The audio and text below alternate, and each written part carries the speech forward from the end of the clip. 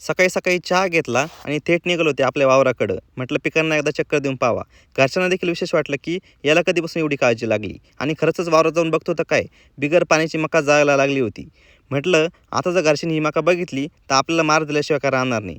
मग काय, घेतलं लगेच शेतकऱ्याचं हत्यार, खोरं आणि पाणी बॉटल आणि थेट निघालो मकाला पाणी देण्यासाठी. परंतु तिथं गेलं माझ्या लक्षात आलं की लाईटच नाही. पण तेवढ्यात लहान्या मेंदूने आठवण करून दिली की आपल्याकडे तर शेततळ आहे आणि ते बिगर लाईटीचं देखील पाणी मारते. मग काय, शेताचा पाईप घेतला आणि थेट ओढायला सुरुवात केली ती आपल्या मकाच्या तुकड्यामध्ये. परंतु पाईप वाढण्यासाठी खरंच खूप जड होता, कारण की संपूर्ण पाण्याने भरलेला होता. परंतु मी देखील मागं हटलो नाही आणि थेट पाईप ओढायला सुरुवात केली. पाईप ओढून साईडला घेतला शेततळ्याच्या, जेणेकरून मकावरती पडून मकाचं नुकसान होणार नाही. पण तरी देखील पाणी पोचण्यासाठी पाईप कमी पडत होता. मग काय, अजून एक तिथंच पडलेला तुकडा उचलला आणि थेट सुरुवात केली रबलांनी बांधायला. आणि पाईपाचं तोंड जिथे पाहिजे त्या दंडामध्ये नेऊन टाकलं. आणि आता बारी होती ती पाईपाचं कॉक चालू करण्याची. म्हटलं आता कॉक चालू करतो आणि सरळ पाणी भरायला सुरुवात करतो.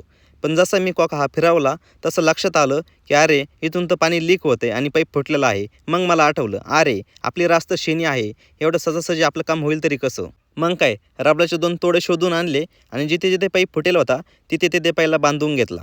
माझे एवढे कष्ट पाहून शनिदेव देखील खुश झाला आणि माझ्यावरती कृपादृष्टी करून शेवटी माझ्या वावरामध्ये पाणी यायला सुरुवात झाली. हे पाणी पाहून मला कमी, परंतु मकाला जास्त आनंद झाला होता, कारण ह्याच पाण्याने त्यांचं जीवन पुन्हा फुलणार होतं.